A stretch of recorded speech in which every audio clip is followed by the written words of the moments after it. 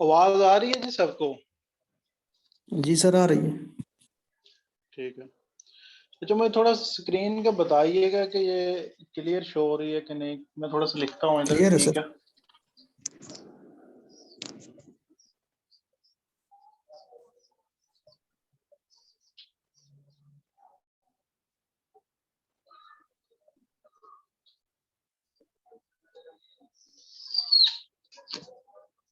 नजर आ रहे हैं सर थोड़ा वर्ड्स? सा जूम करें सर, थोड़ा सा जूम करें सर।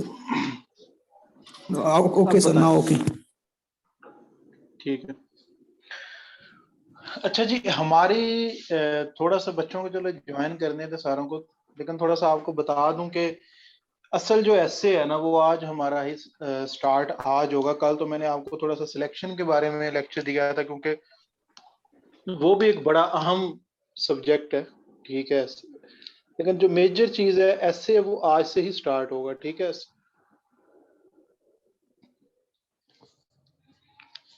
एक मिनट।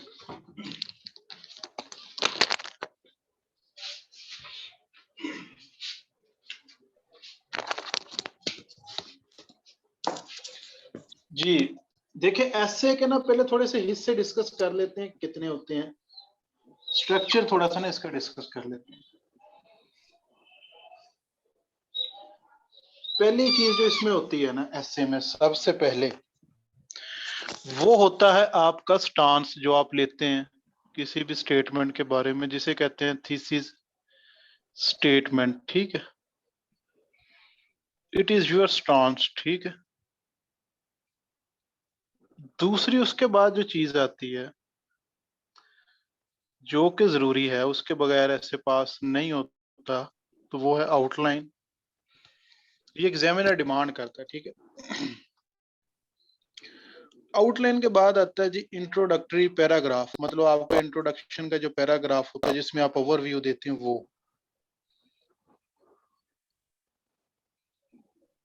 पैरा। ठीक है। और चौथी और फाइनल चीज उसके बाद आती है, मतलब इसके बाद आ जाती है बॉडी, जो आप पैराज लिखते हो। और बॉडी के बाद हम क्या कर देते हैं, ऐसे को कंक्लूजन। ठीक है। तो बॉडी के बाद जो आखिरी चीज बचती है वो पांचवी कंक्लूजन होता है, उधर हम ऐसे खत्म कर देते हैं। तो ये अगर हम ऐसे का स्ट्रक्चर देखें तो ये चार पांच चीजें होती हैं। सही है ना? तो इसी सिमेट्री से हम चलेंगे लेक्चर वाइज।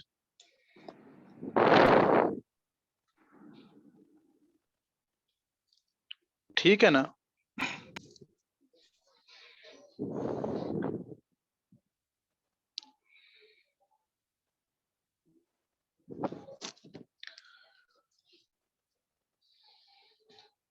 आज जो हमारा लेक्चर है वो असल में इसके पहले पार्ट के बारे में है, जो कि है थीसिस स्टेटमेंट। ठीक है, आज का जो लेक्चर है वो इसी के गिर्द घूमेगा। और आपके नॉलेज के लिए एक बात बता दूं कि जो थीसिस स्टेटमेंट है ना, ये असल में इसमें ऐसे की जान होती है। सही है, इस चीज ही ने ही डिसाइड करना होता है कि हमारा ऐसे जो है वो किस तरफ जाएगा, और यही हमारा मतलब स्टांस भी बताती है। और इसी की बेस पे जो है हमने अपना पूरा का पूरा ऐसे इसकी बेस पे लिखना होता है। तो अगर हम इसकी फॉर्मल डेफिनेशन की तरफ जाएं कि जिसमें वो पूछ सकता है आपसे कि व्हाट इज, मतलब वो तो नहीं पूछेगा, जिसमें एक सिंपल हमारे जहन में क्वेश्चन होता है कि ये है क्या चीज। पहले तो ये 5 पॉइंट आप लिख लें जो कि एक ऐसे में होते हैं। ठीक है,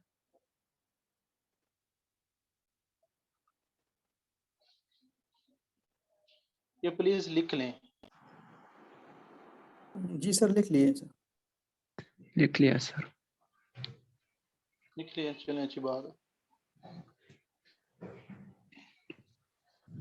आज जी हमने पहला पॉइंट डिस्कस करना है। सही है, तो पहला पॉइंट है जी थीसिस स्टेटमेंट। ठीक है, अब ये होती क्या है इन सिंपल वर्ड्स। अगर कोई एक लाइन में इसका पूछे कि व्हाट इज थीसिस स्टेटमेंट, तो ये सिंपली आपका यानी कि ऑथर का, ऑथर वो होता है जो ऐसे लिख रहा है, इट्स सिंपली ऑथर्स ओपिनियन या ऑथर का जो स्टांस होता है ऐसे के बारे में वो होता है। इट्स ऑथर्स स्टांस रिगार्डिंग ऐसे। ऑथर्स कौन है जी? ऑथर आप हैं जो ऐसे लिख रहा है। आपका ऐसे के बारे में क्या व्यू है, या आप उस स्टेटमेंट के बारे में क्या व्यू देते हैं, this is called thesis statement. और कोई भी ऐसे आए तो 3-4 लाइन की हमें पहले थीसिस स्टेटमेंट उस पर देनी पड़ती है, ताकि एग्जामिनर को हम बता सकें भाई हमारा क्या स्टांस है। सही है ना। अब हम अगर कोई लेट आए थोड़ा सा तो मुझसे पूछ ले एक बार, तो मैं उसे थोड़ी सी रिकैप दे दूंगा। ठीक है, अब हम जो पेपर है ना उसकी तरफ चलते हैं। तो पेपर से उठाते हैं कोई स्टेटमेंट, फिर उसकी थीसिस स्टेटमेंट बनाते हैं। ठीक है, सर वैसे थीसिस स्टेटमेंट इंट्रो के बाद देते हैं सर, या इंट्रो में ही देते हैं? देखिए इंट्रो की मैंने अभी बात ही नहीं की।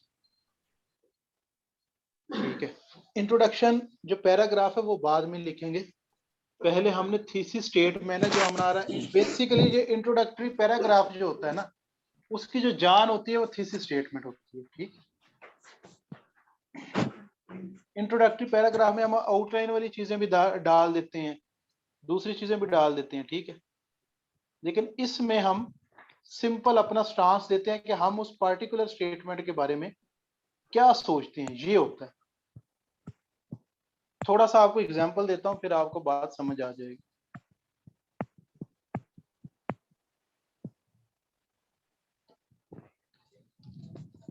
अच्छा जी, अब एग्जांपल लेते हैं। ठीक है,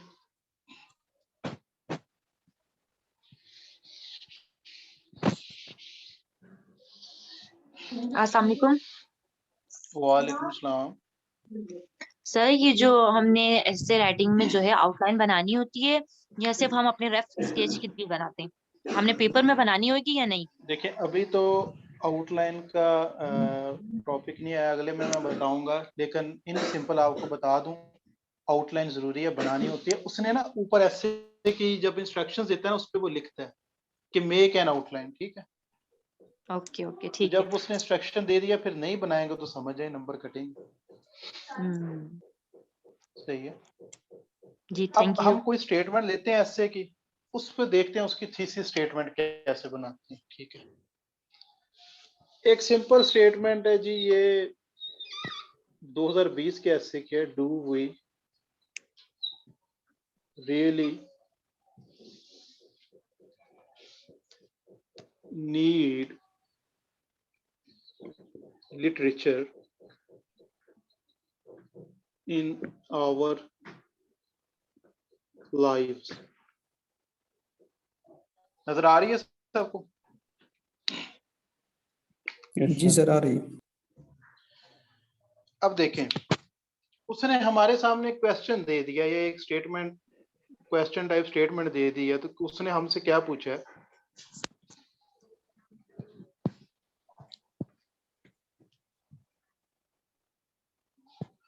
अब आपको बात समझ आ रही है? हर बंदे ने अपना ओपिनियन बना लिया, ठीक है, इसके बारे में, इस स्टेटमेंट के बारे में ओपिनियन क्या बन सकता है हमारा, तो बताएगा?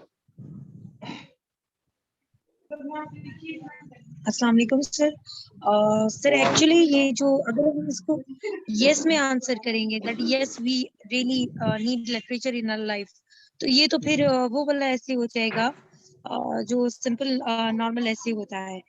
और अगर हम इसको आर्गुमेंट के उसमें लेंगे तो फिर ये आर्गुमेंटेटिव ऐसे हो जाएगा। पहली बात तो आप सबको ये बताऊं कि ये ज़हन से निकाल दें कि आर्गुमेंटेटिव कौन सा है, डिस्क्रिप्टिव कौन सा है, छोड़ दें बस। इन टाइप्स में नहीं जाना, सीएसएस में वो इस तरह ऐसे नहीं पूछता टाइप्स में, ठीक है, ये सिंपल एनालिटिकल ऐसे होता है। इसमें आप अपना पॉइंट ऑफ व्यू दें, छोड़ दें ये आर्गुमेंटेटिव है डिस्क्रिप्टिव, इस बहस में पढ़ेंगे तो हम कंफ्यूज करेंगे खुद को। सिंपल बताएं आपका पॉइंट ऑफ व्यू क्या है, वही थीसिस स्टेटमेंट होगी, उर्दू में बता दें बेशक।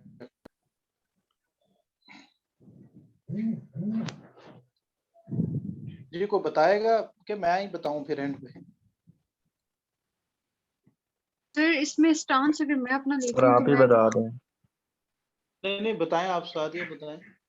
सर अगर मैं इसमें स्टांस लूंगी तो मैं इसके साथ यस में जाऊंगी, क्योंकि मैं एग्जामिनर को ये क्लियर कर दूं कि yes we really need literature in our life, तो फिर मुझे डेफिनेटली अपनी पूरी इंट्रोडक्शन आउटलाइन के अंदर ये प्रूव करना होता है कि करना होगा कि वाई मैं क्यों ये कह रही हूँ।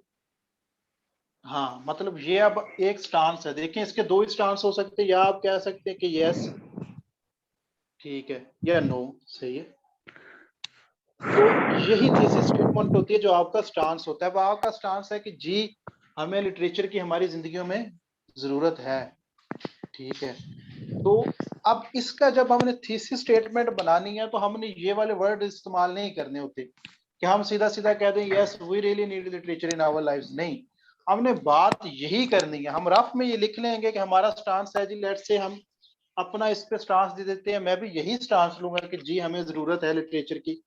ये रफ एक बनाते हैं, रफ में मैंने कह दिया यस कि हाँ मैं यहाँ में जाने लगा हूँ, तो मैं अब इसकी स्टेटमेंट ऐसी बनाऊंगा कि मुझे ये वाले वर्ड इस्तेमाल ना करने पड़े, ठीक है, तो मैं क्या लिख दूंगा, मैं इस तरह बना दूंगा इसकी थीसिस स्टेटमेंट, लिटरेचर टीचेस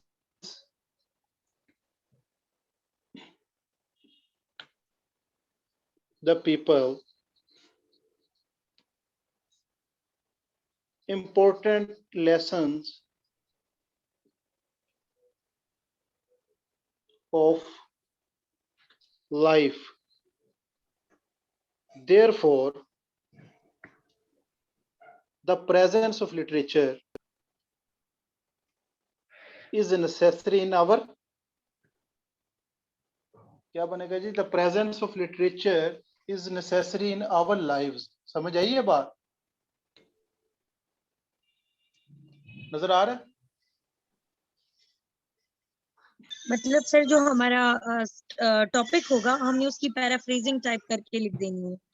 बिल्कुल, वो वाले वर्ड्स नहीं लिखने, ठीक है। अब देखिए जो मैंने लिखा है, मैंने स्टांस यस में ले लिया, मैंने सोच लिया मैंने यस में स्टांस लेना है, बट मैंने ये वाले वर्ड सेम टू सेम नहीं नीचे लिखने। बात मैंने वही की है कि yes we really need literature in our lives, but मैंने लफ्ज बदल दिए। मैंने क्या कहा, literature teaches the people important lessons of life, कि वो इंसानों को बड़े जिंदगी के बारे में अहम सबक सिखाता है। Therefore the presence of literature in our lives is really important, ये इज नेसेसरी। बात तो वही हो गई, बात वही मैंने की है, बट मैंने उसके वर्ड्स बारो नहीं किए। इस एग्जामिनर को मैंने स्टांस भी दे दिया और एग्जामिनर के वर्ड्स, उधर क्वेश्चन के वर्ड्स भी बारो नहीं किए। इसे ही थीसिस स्टेटमेंट कहते हैं, ये मेरा स्टांस है। अब दूसरा स्टांस मेरा क्या हो सकता था, दूसरा स्टांस मेरा हो सकता था नो, Yes. नो में हो सकता था, तो उसमें मैं कुछ और बना सकता था कि literature incites the emotions in a negative way, therefore we don't really need, therefore the presence of literature is not necessary. But वो जरा एक्सट्रीम स्टांस था, तो एक्सट्रीम स्टांस कभी भी नहीं लेना। किसी भी नॉर्मल बंदे से पूछो कि यार लिटरेचर की हमारी जिंदगी में प्रेजेंस होनी चाहिए कि नहीं, तो वो कहेगा हाँ होनी चाहिए, नहीं कोई भी नहीं बोलेगा नहीं। बड़ा एक्सट्रीम स्टांस था, आपके लिए आर्गुमेंट देना मुश्किल हो जाना था। तो पिछली जो बात पहले भी मैंने यही बताई थी कि हमने स्टांस वो लेना जिसके आर्गुमेंट हमारे पास है। तो इसके बीइंग अ कैंडिडेट आप देखें आपके पास किसके आर्गुमेंट ज्यादा हैं। जब मैं सवाल करता हूँ तो जवाब दे दिया सर कि इसी Yes. के ज्यादा है। लेकिन सर अगर हमारा आंसर नो में होता, फॉर एग्जांपल हमारा तो नहीं होगा, अगर किसी का होता तो वो कैसे स्टार्ट लेता? हाँ हाँ, अगर उसका नो में है तो फिर उसको लिटरेचर की नेगेटिव साइड बतानी पड़ती है। नेगेटिव साइड लिटरेचर की क्या है, इस पे तनकीद की जाती है कि ये इंसान के इमोशंस जो है ना उनको नेगेटिव वे में इफेक्ट करता है। अब लेट मी कंप्लीट, ठीक है, let me complete. Negative way में ये किस तरह इम्पैक्ट करता है? नेगेटिव वे में इस तरह इम्पैक्ट करता है जिस तरह कोई शायरी वगैरह या स्टोरीज वगैरह लोग उनको ना रियल लाइफ में अपनी में सीरियस ले लेते हैं, ठीक है, तो उस तरह से वो इंसान की जिंदगी को मुतासर करता है। तो फिर वो वाला स्टांस हमें रन करना पड़ना था, बट उसमें पॉइंट इतने ज्यादा नहीं थे, देयरफॉर हमारे लिए ये काम मुश्किल हो जाना था। सही है ना? Yes sir. हाँ, तो सर हमने मतलब मतलब उधर हमें सर जी मतलब जी हमें जहाँ पर पॉइंट ज्यादा होंगे हमें वही स्टांस लेना होगा, या ये इसमें हाँ, पॉइंट ज्यादा देखें होगा उसमें बात नो में सिंपल, होगा। आपको सिंपल बात बताता हूँ। हमने उधर कोई ऐसे लिख के सोसाइटी की रिफॉर्मेशन तो करनी नहीं है, हमने करना है ऐसे पास 40 नंबर के लिए, ठीक है। तो जब हम सीएसपी बन जाएंगे फिर हम रिफॉर्मेशन के लिए ऐसे लिख लेंगे, फिर जो मर्जी स्टांस लेना जो दिल को अच्छा लगे।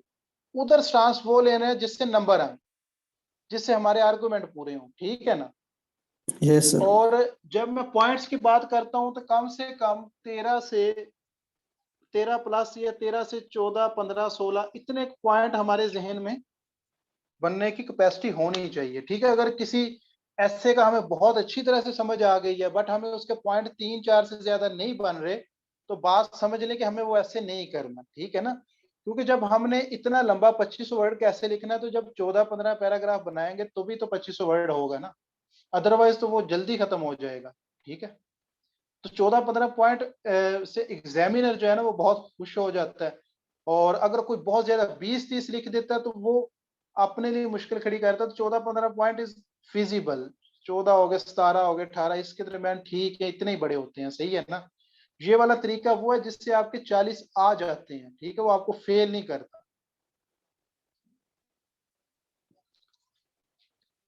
अच्छा जी, अब बात समझ आई है वैसे थीसिस स्टेटमेंट क्या है। वैसे हम आगे भी अगली एग्जांपल करते हैं ताकि बात और क्लियर हो जाए, लेकिन अगर किसी के दिल में अभी भी बहाम है तो क्वेश्चन कर ले ताकि फिर वो भी बात क्लियर कर ले।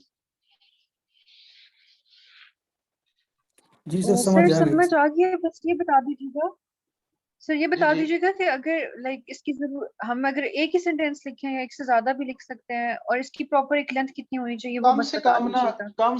कम से कम 3 to 5 लाइंस तो होनी चाहिए, ठीक है।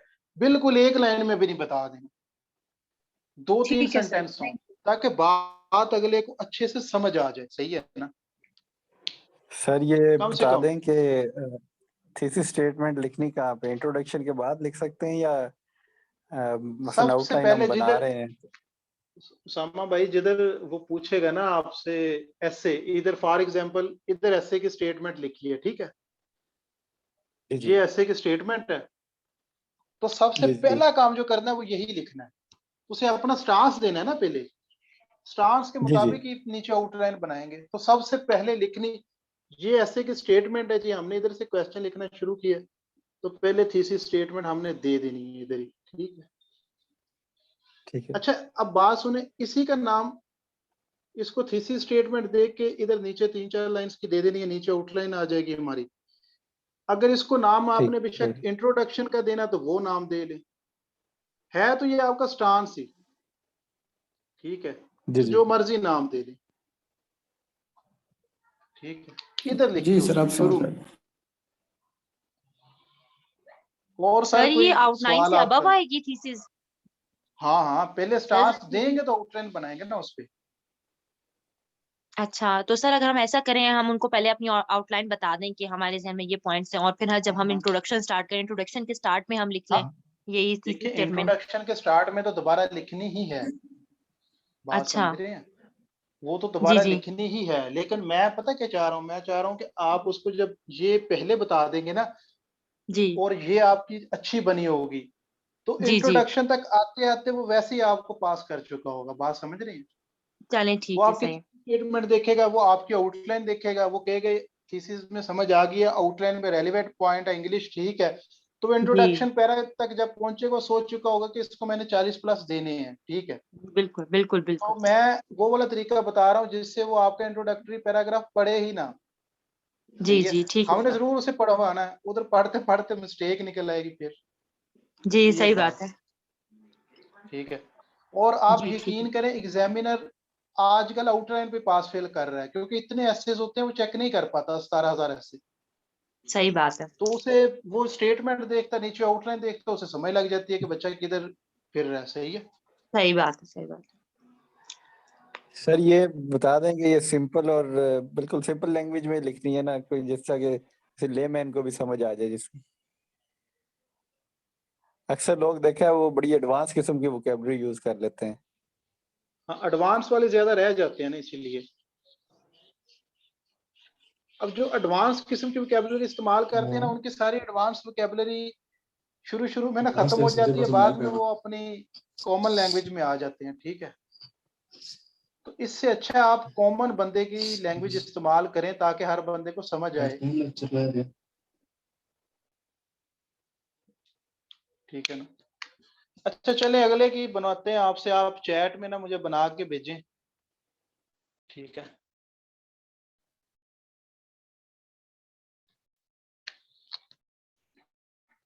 ये भी ऐसे है 2020 का। Women universities as agents of change. अब देखिए इसमें ना कोई सवाल है ना कोई ऐसी कोई बात है, बस सिंपल उसने एक बात की है। कोई बता सकता है जी इसकी क्या बन सकती है? आप इस तरह करें, थोड़ा टाइम ले लें, 1-2 मिनट आप चैट में ना मुझे बना के भेजें ये वाली, ठीक है। मैं फिर देखता हूँ, बस रफ सी बना दें, कोई भी बना दें, ठीक है। अपना स्टांस दें इस बात पे।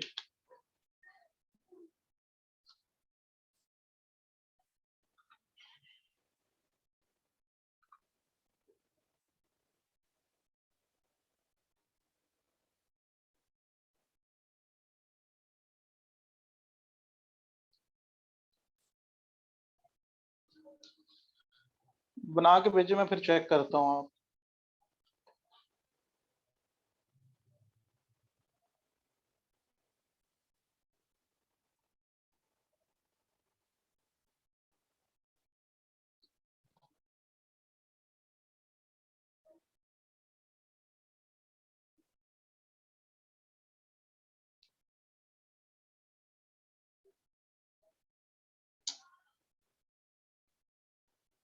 आप उसामा बना के भेज देगा, अफजल भाई आपको नहीं पता तो। आप मिसलें कैसे लिखेंगे अगर स्टेटमेंट नहीं बन रही?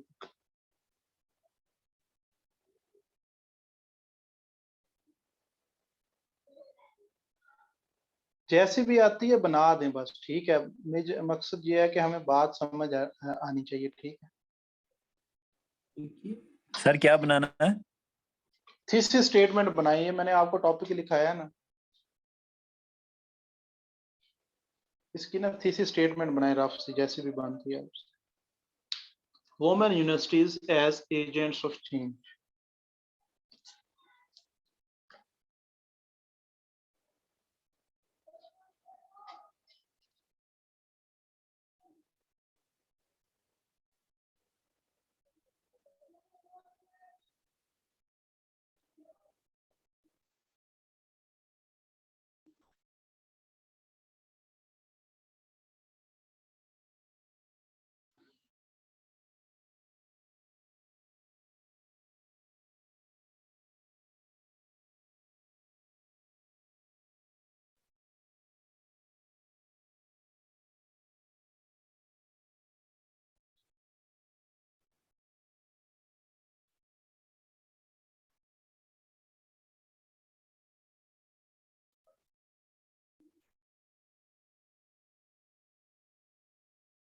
अच्छा, कायनात आपने लिखा है इट लेड्स टू इक्वालिटी। देखिए आपने इट लिखा है तो आपने इधर बताया नहीं अपने स्टेटमेंट में कि आपने इट किसको कहा है, ठीक है, तो पूरा लिखना है वुमेन यूनिवर्सिटीज लेड इक्वालिटी, ठीक है, थोड़ा सा ओके बताना, उसे इट से स्टार्ट नहीं करना। ओके अब्दुल भाई yes women university give empowerment to the, yes से स्टार्ट भी नहीं करना अब्दुल भाई, ये हमारा रफ स्टांस है, ठीक है, इसको थोड़ा सा इम्प्रोवाइज करना है, यस से स्टार्ट नहीं करना। और निम्रा आपने दे से स्टार्ट किया है, दे से नहीं करना, बताना है कि किस चीज के बारे में हम बात कर रहे हैं। अच्छा,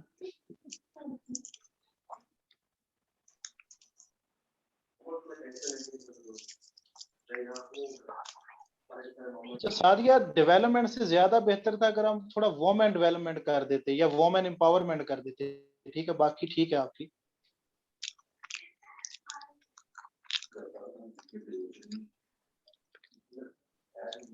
इसके अंदर इसका था women universities are agents of change because these empowered होता है, ठीक है, एम्पावर्ड वोमेन मेक देम, ठीक है, एंड नहीं आएगा इधर, बाकी ठीक है आपकी बात समझ आ रही है आप लोगों को, मतलब आपने अपना स्टांस देना होता है लेकिन इट या दे वगैरह से स्टार्ट नहीं करना। ये देखें इसका हम सिंपल बना सकते हैं, स्टार्ट ये वाली चीज टर्म जो उसने पूछी है ना उसका नाम तो लेना ही है ना, इसका सिंपल हम बना सकते थे कि women universities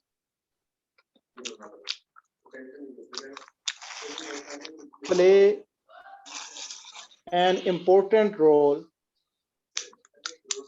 in revolutionizing the society by, यार माइक ऑफ कर लें अपने,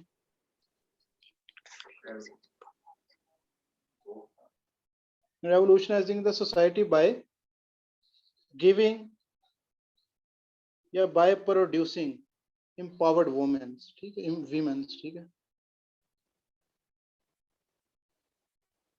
कि empowered women को जब वो प्रोड्यूस करती हैं यूनिवर्सिटीज तो उससे क्या होता है, जो सोसाइटी हमारी है उसमें रेवोल्यूशन आ जाती है, सही है। तो सिंपल वर्ड में आपने मतलब अपना स्टांस देना होता है, this is what thesis statement is, ठीक है। अब कुछ थोड़े से ट्रिकी भी होते हैं, वो भी मैं आपको बता देता हूँ, जिसमें थोड़ा सा स्टेटमेंट बनाना मुश्किल होता है।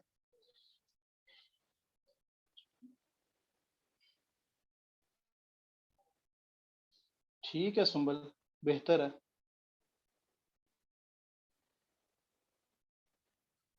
तो थोड़ा सा इसको एक्सप्लेन कर दें।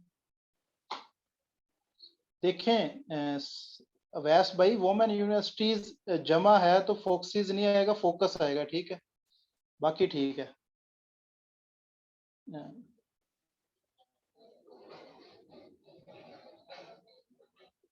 बिकॉज मोस्ट फैमिलीज, ठीक है,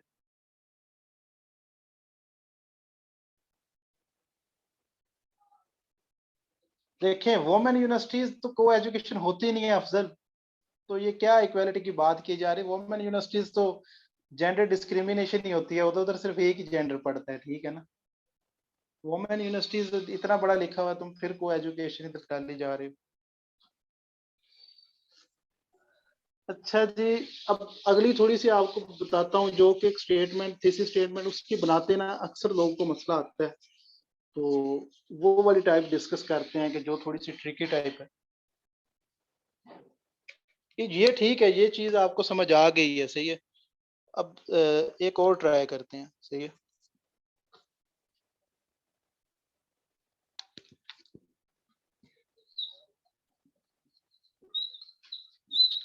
एक्सपेंडिंग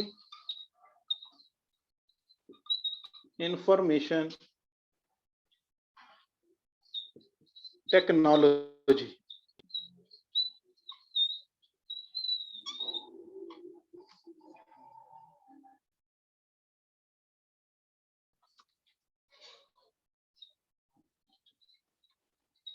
a curse और blessing, ठीक है, semi column, expanding information technology, a curse और blessing, ठीक है। तो ये देख लीजिए, ये है आपकी स्टेटमेंट। और इसकी क्या आपके ख्याल में हम थीसिस स्टेटमेंट इसकी बना सकते हैं? ठीक है, उसने हमें सिंपल बताया कि इंफॉर्मेशन टेक्नोलॉजी जी फैल रही है। उसने फिर पूछा है कर्स और ब्लेसिंग। ठीक है, तो उर्दू में मुझे बताएं इसका वैसे जनरल आपका क्या व्यू है? इज इट अ कर्स और इज इट अ ब्लेसिंग और is it sir both? Both. Both है, ठीक है। मेजर स्टांस ये होता है बोथ है, तो बनाए जी बोथ पे किस तरह से इसकी वो बन सकती है thesis statement?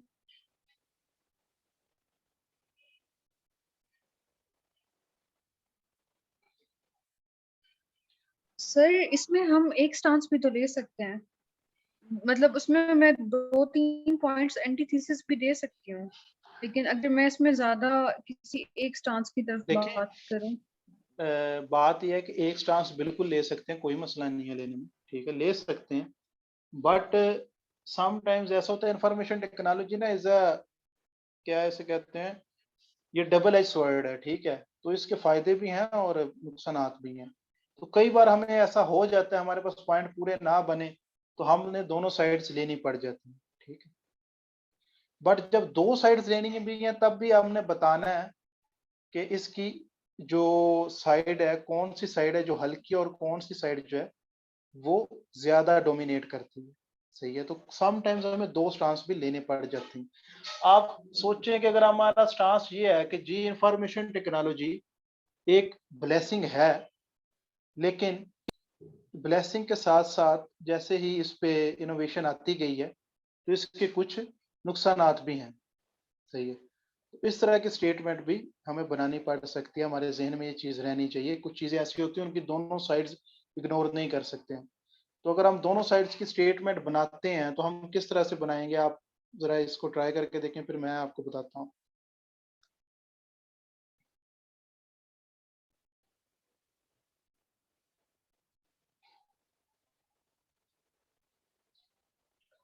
Problem solving technique as well as a viral disease in our lives. ठीक है वैसे, लेकिन थोड़े से ना रीजन भी बताएं ना, कि प्रॉब्लम सॉल्विंग भी है और डिजीज भी है। डिजीज किस तरह से, थोड़ी सी रीजन भी बताएं। Being of information is blessing in the modern world which aware the people and has given way to globalization। ठीक है, और दिया है रास्ता ग्लोबलाइजेशन को। बाकी ठीक है बारी, एक स्टांस भी ले सकते हैं, कोई मसला नहीं है। ब्लेसिंग का भी शक ले लें या कर्ज का ले लें, लेकिन दोनों भी ले सकते हैं।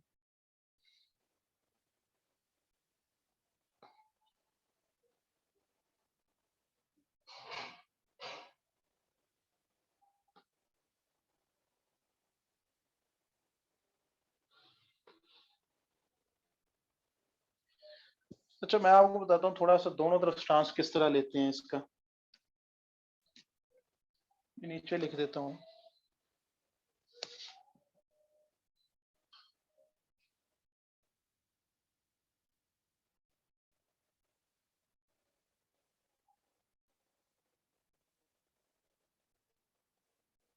निमरा, आपका स्टांस बहुत अच्छा है।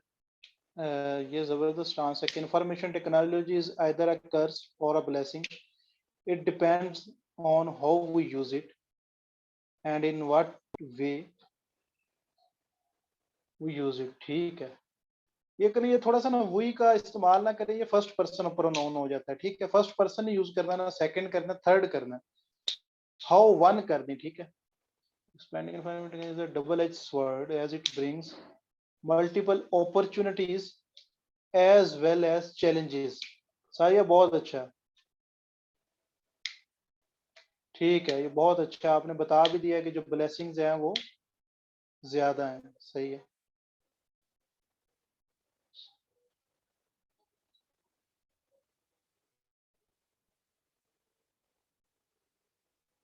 ठीक है, आपका भी कायनात। ठीक है,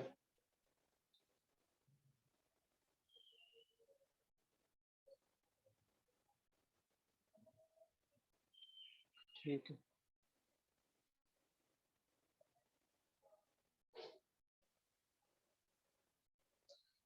सिकंदर, इतनी ज्यादा चीजें हमें एक्सप्लेन करने की जरूरत नहीं है, ये हमारा स्टांस है, तो इसमें थोड़ी बहुत ही भी आप रीजंस दे देंगे तो बड़ी है, ठीक है। इतनी ज्यादा कॉमे लगा के चीजें डालने की जरूरत नहीं है। वैसे ठीक है, इसमें कोई मसला नहीं है, लेकिन मैं वैसे बता रहा हूँ जनरल, ठीक है।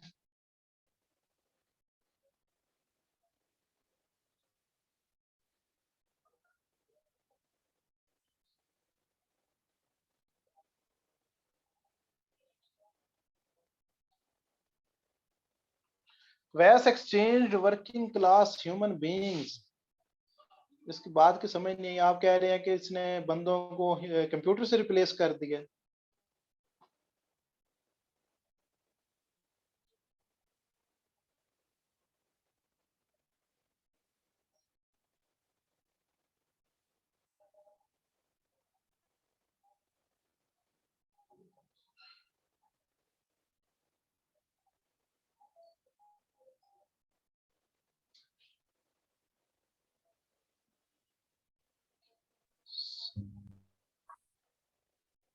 अब्दुल बारी, माइक स्टूडेंट्स के म्यूट हैं, ये मेरी तरफ से ये आवाज आ रही होगी, जो भी आपको आवाजें आ रही हैं, बाकी तो कोई बोल ही नहीं रहा।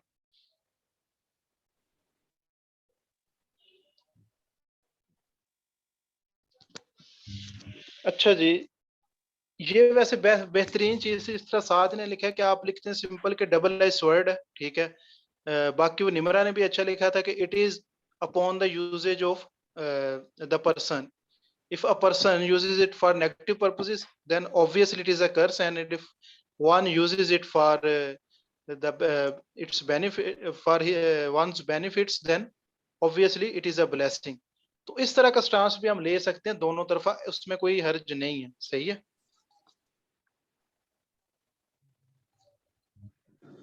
अच्छा, कुछ होते हैं जिसमें ना ओपन एंडेड होते हैं,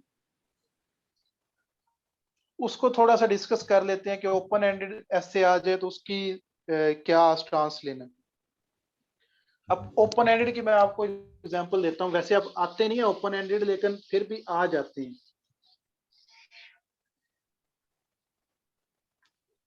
एक आया था ऐसे 2021 में, ब्यूरोक्रेसी डोलड्रम्स, पता है जी किसी को? जी सर। अब ये देखिए, इसमें कोई स्टांस टून्स उसने ना दिया है ना पूछा है, उसने सिंपल चीज लिख दी है। ये होता ओपन एंडेड, मतलब इट्स अप टू यू कि आपने इसको किस तरह लेके चलना है, इसका क्या मतलब लेना है, किस तरह लिखना है, उसके ज़हन में क्या चल रहा है, हमें कुछ नहीं पता। सर ऐसे ऐसे को हम अपनी मर्जी से ड्राइव कर सकते हैं, जो भी हमें ज्यादा बेहतर आता हो, बस इसमें स्ट्रक्चर ज्यादा बेहतर करना पड़ता है। हाँ, हम अपनी मर्जी से कर सकते हैं, बट आई विल रिकमेंड कि इस तरह का ऐसे करना नहीं है, क्योंकि इस तरह का टॉपिक बिल्कुल नहीं करना। हाँ, अगर ये ग्लोबल वार्मिंग होता फिर जरूर कर लेते, ठीक है। अब ब्यूरोक्रेसी डोलड्रम्स, किसी को पता है ये वो किस बारे में बात कर रहे हैं? किसी को कोई आइडिया है तो गैस लगाए जी। सर आई थिंक सो ये बात कर रहे हैं कि जो ब्यूरोक्रेसी में प्रॉब्लम्स एग्जिस्ट करती हैं वो कौन सी हैं, और स्ट्रक्चर फ्लॉज ठीक या है, फंक्शनल फ्लॉज। ठीक है, कौन सर ये सी ब्यूरोक्रेसी? ब्यूरोक्रेसी में आने वाले अप्स एंड डाउन्स के बारे में बात कर रहे हैं। हाँ, कौन सी ब्यूरोक्रेसी है वैस? Bureaucracy at national level. Sir bureaucracy पता सिविल हो? और मिलिट्री भी होती है, लेकिन I think so on the safer side we should talk about the civil bureaucracy. ठीक है, सिविल ब्यूरोक्रेसी विच कंट्री? कईयों की तो बहुत अच्छी भी है।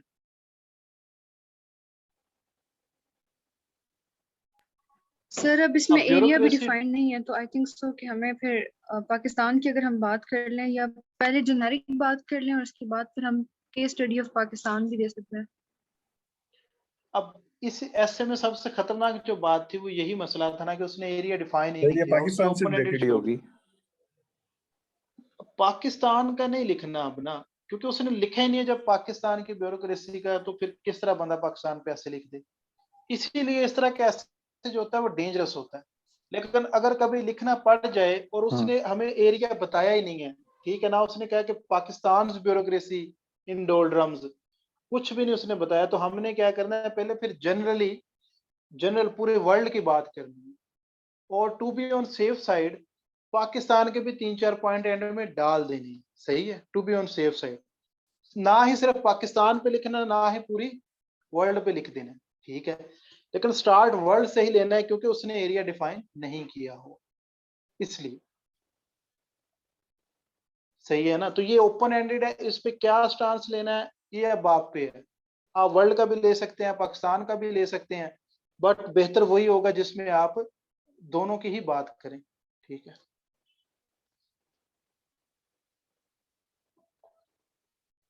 तो ये ओपन एंडेड है।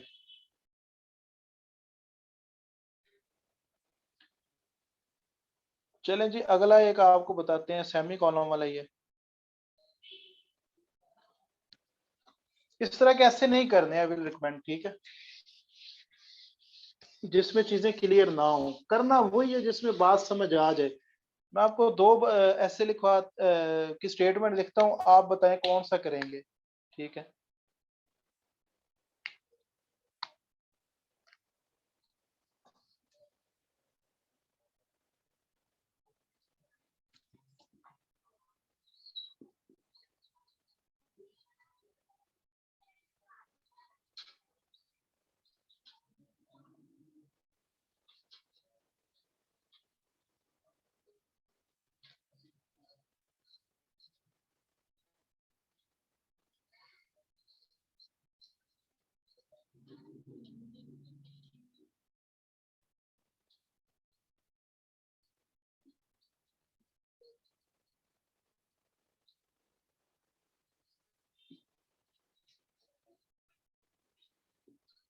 जी ये दो है, कौन सा करेंगे आप, कीपिंग इन माइंड अगर आप में से किसी का जेंडर स्टडीज है तब,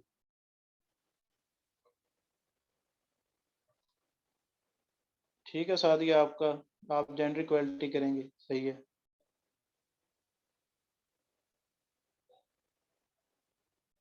बताएं जी, जल्दी बताएं। ऊपर वाला है फेमिनिज्म एंड आवर कल्चर, ठीक है, और नीचे है जेंडर इक्वलिटी कॉलन अ पॉपुलर स्लोगन। कॉलन का मतलब होता है वो इसकी डिटेल देता है आगे, इसके बारे में कह रहा है वो, आप पॉपुलर स्लोगन जेंडर इक्वलिटी को कह रहा है।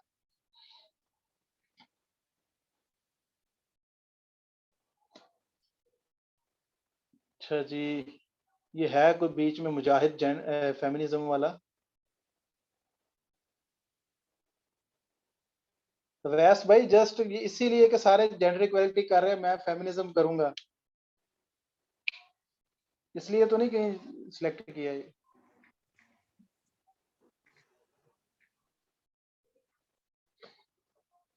सिकंदर भी फेमिनिज्म वाला करेगा, ये क्या बात है, लड़कियां जेंडर इक्वलिटी पे आ रही हैं और लड़के सारे फेमिनिज्म पे जा रहे हैं।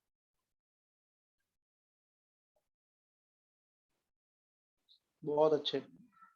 देखो, लड़कों ने तो बिल्कुल फेमिनिज्म वाला नहीं करना है, आप तो इसके चाहते हुए भी खिलाफ लिखाएंगे, ठीक है। तो फेमिनिज्म वाला ऐसे जो है ना, इट्स अ बिग नो। वैस भाई, अब फेमिनिज्म वेव्स आप एक्सप्लेन करेंगे, आपने पढ़ी है जेंडर स्टडीज। देखें, एक बात जहन में रखनी है, आपने कोई ऐसी टर्म्स इस्तेमाल नहीं करनी जो सब्जेक्ट स्पेशलिस्ट टर्म्स होती हैं, ठीक है। अब आप लोगों ने तो पॉलिटिकल साइंस पढ़ी है, आप लोगों ने जेंडर स्टडीज पढ़ी है, आप लोगों ने पाकिस्तान अफेयर्स पढ़ा है, करंट अफेयर्स पढ़ा है, आपके पास खजाना है नॉलेज का। अब वो है इंग्लिश का बंदा, उसको नहीं पता कि फेमिनिज्म की वेव का सही तरह से, वो एक कॉमन मैन की लैंग्वेज समझता है। तो ऐसा भी कोई ऐसे नहीं करना जो स्पेशलाइज्ड हो आपके सब्जेक्ट के बारे में। तो अगर आप लोगों का जेंडर स्टडीज है तो फेमिनिज्म को बिल्कुल टच नहीं करना, आप स्पेशलाइज्ड ऐसे कर देंगे, उस बंदे ने जेंडर स्टडीज नहीं पढ़ा, वो समझ जाएगा कि यार इसने कोई रटा रटाया ऐसे लिखा है, और वो आपको उड़ा देगा। So feminism controversial topic is the big no, इस पे नहीं जाना, हमें नहीं पता वो किस तरह सोचता है बंदा, वो एंटी फेमिनिस्ट है या वो फेमिनिस्ट है। अगर फेमिनिस्ट पे लिखेंगे, सपोर्ट करेंगे, वो एंटी फेमिनिस्ट निकला है फिर, और अगर एंटी पे चलेंगे तो वो सपोर्टर निकला है तो फिर, so we do not have to go there, ठीक है, it's a red line, big no. हमें इस तरह का सिंपल ऐसे करना है कि इस पे तो सिंपल है, जेंडर इक्वालिटी का इशू है, इस पे किसी का कोई मसला नहीं है, सारों का सेम स्टैंस है कि जेंडर इक्वालिटी आजकल की दुनिया में होनी चाहिए। तो हम इसे सिंपल कह दें कि जो जेंडर इक्वालिटी है it's a popular slogan, but if we observe the facts and the situation of the world, gender equality does not exist. तो इट्स अ सिंपल थिंग, तो ये बड़ा इजीली हम इसको टैकल कर सकेंगे। जबकि फेमिनिज्म है और हमारा कल्चर है, ये दोनों एक दूसरे के अगेंस्ट हैं। सो हमें स्टांस लेना पड़ेगा कि वेदर फेमिनिज्म इज राइट और आवर कल्चर इज राइट। ठीक है, अवैस फेमिनिज्म पे जाना ही नहीं है, जाना ही नहीं है, बेशक मिड वे हो जो भी हो, जाना ही नहीं है। ठीक है, ये होता है कंट्रोवर्शियल टॉपिक, हमने ऐसे पास करना है, हमने कोई इसको चैलेंज नहीं समझना अपना। ठीक है ना, अब बात समझ आ गई है ना कि क्या चीजें नहीं करनी। उधर जाके हमारा सिंपल जो बात है वो सिर्फ इतनी होनी चाहिए कि हम इधर 40 नंबर लेने आए हैं। हम उधर कोई एग्जामिनर को इम्प्रेस नहीं करना, हमने उसको कोई अरिस्टोटल या प्लेटो बन के नहीं दिखाना। ठीक है ना, हमने उसको सिंपल कहना जी ये हमने लिखा है, ये हमने ठीक लिखा है, ग्रामेटिकल एरर नहीं है, हमारा हमारा स्टांस ठीक है, रेलिवेंट है, तो सर प्लीज हमें 40 दे, हम जाएं, हम बाकी तो इंशाल्लाह पास कर लेंगे। तो याद रखना इसमें लाइक अ रोबोट आपने वर्क करना है। रिस्क का 0%, 0% है रिस्क, इसमें नहीं लेना, कोई भी हीरोइज्म नहीं दिखानी हमें। ठीक है, इसमें आपके हीरोपंती करने के चांसेस 0 हैं, जेन में रख लें। ठीक है, क्योंकि ये ऐसी चीज है, ये पास है तो समझे सीएसएस पास है। भाई बोर्ड पे वैसे मैंने कुछ नहीं लिखा, 0% ही लिखा है। ठीक है, अच्छा ये मुझे ये बताएं कि बात समझ आई है थीसिस स्टेटमेंट की, कोई बहाम है तो बताएं, हम एक और कर लेते हैं। मैंने वैसे कोशिश की है किस तरह की आती हैं, हम उस तरह से इसको लेकर चलें। अब आप लोगों के क्वेश्चंस करने हैं, फिर मैं उसके मतलब चीजें देखता आगे फिर करते हैं। सर काइंडली एक और करवाए सर। चले अगली एक और कर लेते हैं जी, सिंपल सी को करते हैं एक, ताकि आपको उसकी भी थोड़ी सी कुछ समझ आ जाएगी। ग्लोबलाइजेशन लिखा सर। ग्लोबलाइजेशन पे की नहीं, चले कर लेते हैं ग्लोबलाइजेशन।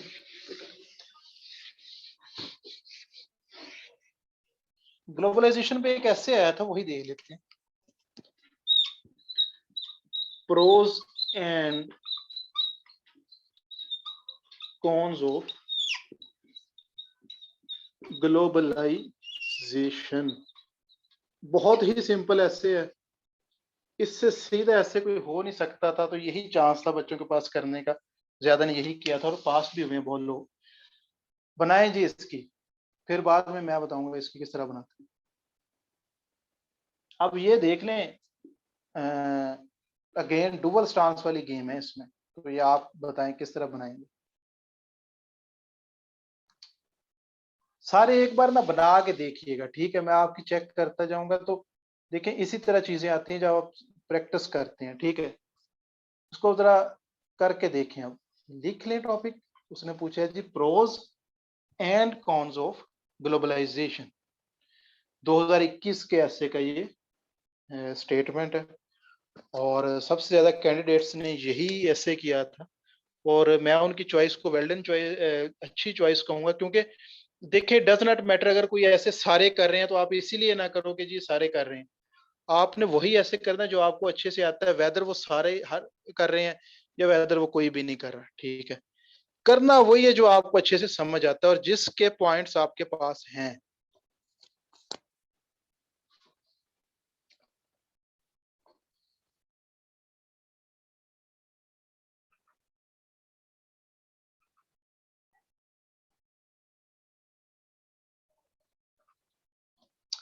जी बना के चैट में सेंड कीजिए मुझे।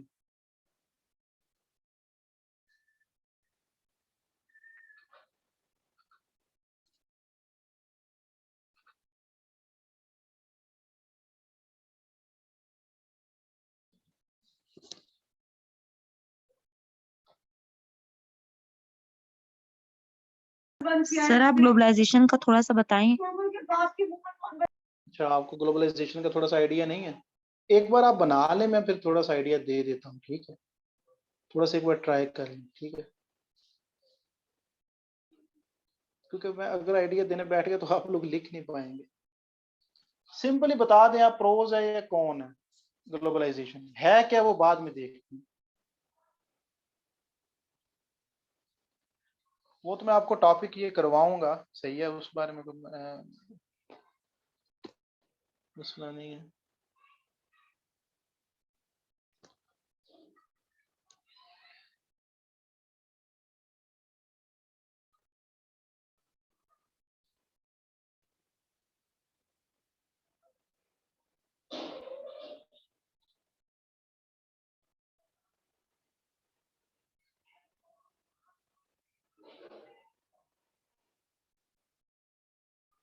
अच्छा, ठीक है, ये कंट्री वाला भी ठीक है, ये आपने इस पे आईटी वाला ही जुगाड़ लगाया, ठीक है।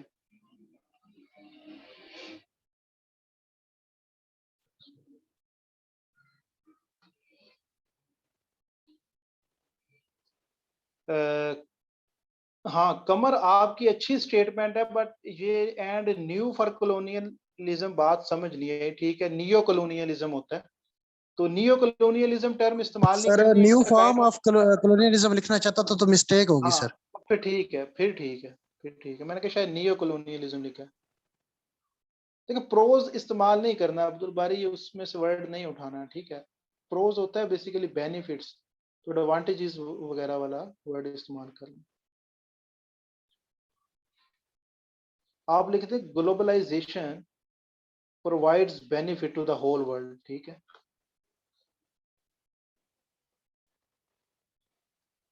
कमर अच्छा, आपका बहुत अच्छा, ठीक है। Thank you sir.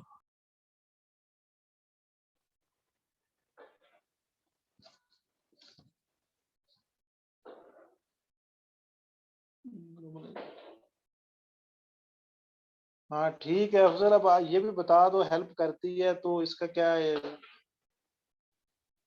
अच्छा बताना भी है, ये नहीं कह देना कि इसके एडवांटेजेस हैं या डिसएडवांटेजेस हैं, हमने बताना भी है कि किस तरह एडवांटेजेस हैं, एक एक पॉइंट दे देना, ठीक है, थोड़ा सा इसको एक्सप्लेन कर देना, ठीक है।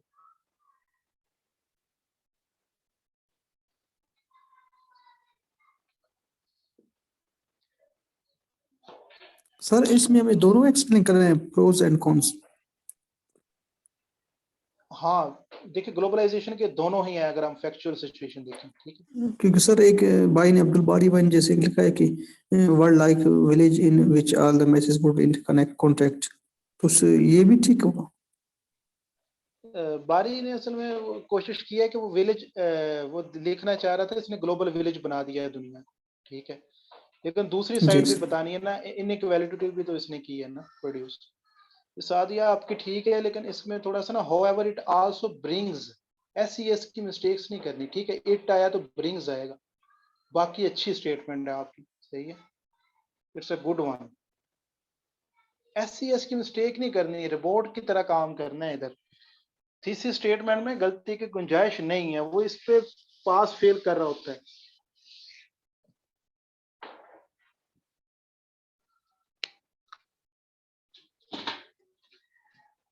इसके इस तरह से भी वैसे कुछ बन सकती है कि at the start of 21st century, globalization was considered as a panacea to all the problems of the world, ठीक है।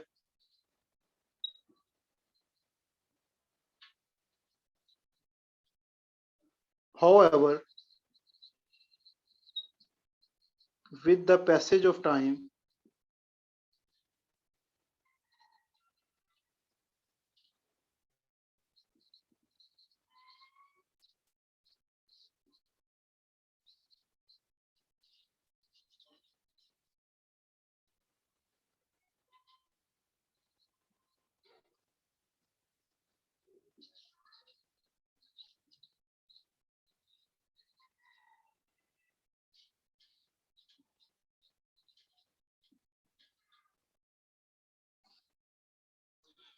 अच्छा, ये रफ सी एक मैंने बनाई है, तो इस तरह का भी हम बना सकते हैं कि एट द स्टार्ट ऑफ, क्योंकि ये 21st सेंचुरी के बाद ही ग्लोबलाइजेशन को रूज मिला है, कि globalisation was considered as a panacea to all the problems of the world. Panacea होता है कि सॉल्यूशन सारी ही मसाइल का, ठीक है।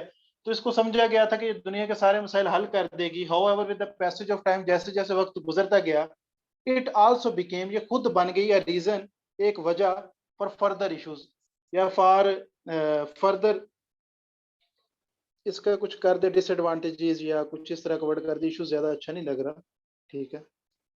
इधर इश्यूज कर देते हैं, for all the issues of the world, troubles कर दें सर। हाँ, फॉर फर्दर ट्रबल्स कर दें, ठीक है।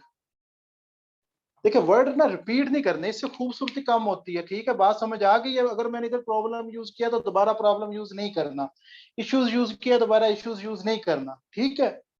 अब इसमें मैंने क्या किया, मैंने इसके फायदा भी बता दिया कि पहले समझा गया था कि फायदा है, लेकिन पैसेज ऑफ टाइम के साथ इसके मसले भी आ गए हैं। तो अब मसले ज्यादा हो रहे हैं, फायदे कम हो रहे हैं, अब दुनिया उस तरफ चली गई है। अच्छा, ग्लोबलाइजेशन है क्या? ग्लोबलाइजेशन है पूरी दुनिया जो आजकल कनेक्ट हो रही है ना, इट्स तीन चीजें इसमें कनेक्ट होती हैं, पीपल, लोग, प्रोडक्ट्स, चीजें।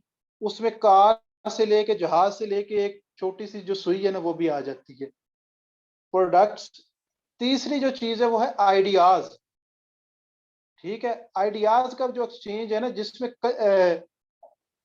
जिसमें सोच का एक्सचेंज है। देखें पहले हमारी सोच थोड़ी सी वेस्ट वाले हमारी सोच फॉलो करते थे, अब हम वेस्ट की सोच फॉलो करते हैं। तो ये सारी ग्लोबलाइजेशन में आती हैं, तीन चीजें होती हैं, पीपल, प्रोडक्ट्स एंड आइडियाज, ठीक है। और इसका क्या देखें जी, पहले दुनिया को फायदा हुआ है, लेकिन अब दुनिया को नुकसान ये हो रहा है कि जैसे ही फ्री ट्रेड स्टार्ट हुई है, अब जिस तरह हमारा चाइना के साथ फ्री ट्रेड एग्रीमेंट है, तो चाइना क्या करता है, चाइना हमें एक्सपोर्ट कर रहा है $15 बिलियन, और हमसे जो चीजें ले रहा है वो है $2 बिलियन की। तो हमें कितना नुकसान हो रहा है, कुछ $13 बिलियन का, ठीक है। तो कनेक्टिविटी से जो पुअर कंट्रीज है उन बेचारों सारों के साथ ऐसा हो रहा है कि उनसे उनको चीजें ज्यादा बेची जाती हैं और उनसे खरीदी कम जाती हैं। इस तरह से फिर उसके अलावा दूसरी चीज देखें तो कल्चरली हमें बड़ा नुकसान हो रहा है। फेसबुक, व्हाट्सएप, हर चीज उनकी हम इस्तेमाल करते हैं, तो उससे हमारा कल्चर बदल रहा है। पहले हम मतलब शलवार कमीज पहनते थे, तो हम पैंट शर्ट पे आ गए हैं। पहले हम उर्दू बोलते थे, इंग्लिश पे आ गए हैं। तो ये सारी ही चीजें उधर से इधर आती जा रही हैं, जिससे हमारा अपनी जो ओरिजिनलिटी है, हमारा जो अपना कल्चर है वो खराब हो रहा है। तो ये नेगेटिव साइड से ग्लोबलाइजेशन की। और पॉजिटिव साइड ये भी है कि कनेक्टिविटी बड़ी फास्टर हो गई है। हम उधर पढ़ने जाने की भी अब जरूरत नहीं है, इधर ऑनलाइन बैठ के उनके टीचर से पढ़ सकते हैं। तो ये सारी चीजें, तो दोनों ही साइड्स लिखनी है ग्लोबलाइजेशन की। बात समझ आ गई है? तो चीजें बारो भी नहीं करनी उधर से, ठीक है। वैसे आपका spell low, it's spoiling, it spoils, ठीक है।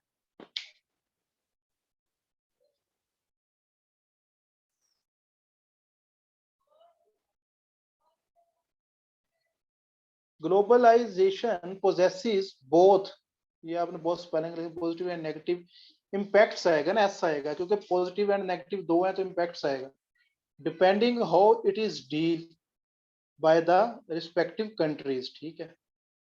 तो ये वाक्य भी मुल्कों पे भी डिपेंड करता है कि वो ग्लोबलाइजेशन को अपने अच्छे के लिए इस्तेमाल करते हैं, बुरे के लिए। देखिए अगर हम चाइना की एग्जांपल लें तो उन्होंने ग्लोबलाइजेशन को अपनी डेवलपमेंट के लिए बहुत जबरदस्त तरीके से इस्तेमाल किया है। उन्होंने ट्रेड करके अपनी भी एक्सपोर्ट बढ़ाई है और अपना भी फायदा लिया। तो ग्लोबलाइजेशन पॉजिटिव भी है तो नेगेटिव भी है, तो ये दोनों साइड्स आ जाएंगे, ठीक है। अच्छा जी, अब किसी को कोई अबहाम है कि व्हाट इज दिस स्टेटमेंट, इस बारे में फिर मैं आप लोगों को होमवर्क दूंगा और आप लोगों ने मुझे सेंड करनी है चीजें, ठीक है ना। ये नहीं है कि करना ही नहीं है, चीजें सेंड करेंगे, फिर मैं चेक करूंगा, फिर मैं हिसाब लगाऊंगा कि आप लोग कितनी समझ आएगी।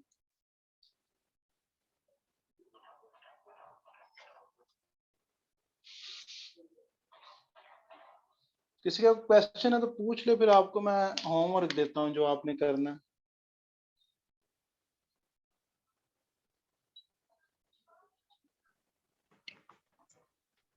सर जो आपने फेमिनिन प्लूरलिज्म वाली बात बताई थी कि इस तरह के टॉपिक्स जब आते हैं जिनमें बहुत स्पेसिफिक हम टर्म्स इस्तेमाल करते हैं तो वो नहीं करनी चाहिए। सर अब एक टॉपिक आया था 2020 में, informal economy the way forward. अब सर इकोनॉमी से रेलेवेंट जितने भी टॉपिक्स आते हैं उनमें यूजुअली कॉम्प्लेक्स टर्म्स यूज करनी पड़ती हैं, तो उनके बारे में आप क्या कहेंगे?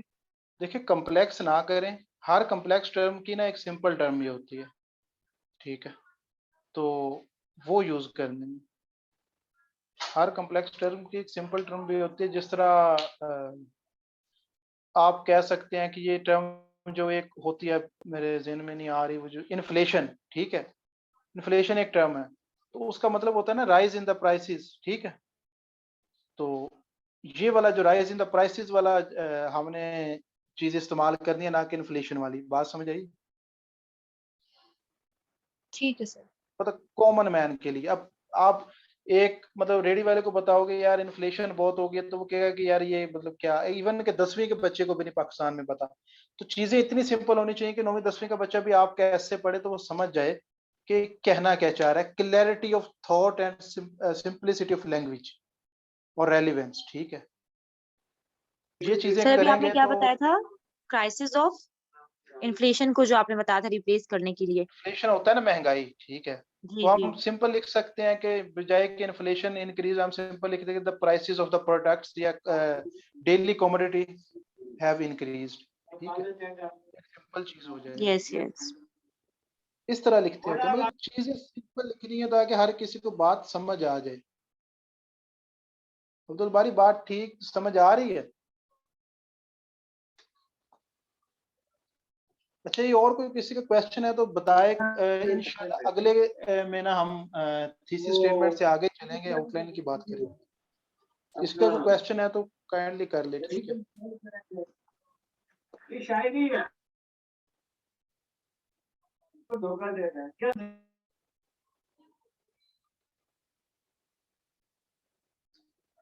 मेरा ख्याल है आप सबको बात समझ आ गई है। चले आपको होमवर्क थोड़ा सा बता दूं।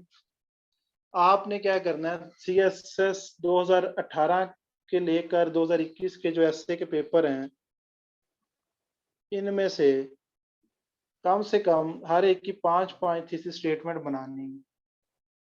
अगर 5-5 ना बनानी हुई तो 2-2 बना लेना, 3 जितनी आप बना सकती हैं। 18, 19, 20, 21 4, ठीक है, 18, 19, 20, 21 4 पेपर्स की, ठीक है। अपनी बेशक मर्जी के टॉपिक्स उठा लीजिएगा, तो ये थीसिस स्टेटमेंट आपने बनानी है, सही है, और बना के पहले रफ बनानी है, फिर उनको नीट करनी, ठीक है। मुझसे फिर चेक करवा लीजिएगा। देखिए, प्रैक्टिस करेंगे तो चीजें बेहतर होंगी। बात समझ आई है? Yes sir. हाँ, तो ये करना है, ठीक है। चलिए ठीक है जी। अब किसी का अगर कोई क्वेश्चन है तो बेशक चैट में कर ले, ठीक है। ये कंपोजिशन यार मैं असल में ना कंपोजिशन में स्टार्ट करवा देता, पर मसला ये था वो अभी मेरे पास थोड़ा सा टाइम क्या है, तो इंशाल्लाह ऐसे के बाद उसको भी कर लेंगे, ठीक है। तो ठीक है जी, फिर आज मुझे इजाजत दें। तो यही आज का हमारा टॉपिक था। उम्मीद है कि आप सबको समझ आई होगी। बाकी किसी का कोई क्वेश्चन है तो बेशक मेरे से बाद में पूछ लीजिएगा, कोई मसला नहीं है, ठीक है। अगर वैसे अभी है तो आप बेशक चैट में पूछ लें। चलिए ठीक है जी, अपना ख्याल रखिएगा और इजाज़त दें। और ये आपने होमवर्क ज़रूर करना है, अदरवाइज चीज़ें इम्प्रूव नहीं होती। होमवर्क ज़रूर करना है, ओके ठीक सर, है। इंशाल्लाह जज़ाकल्लाह सर। ओके एसएचओ साहब, ओके।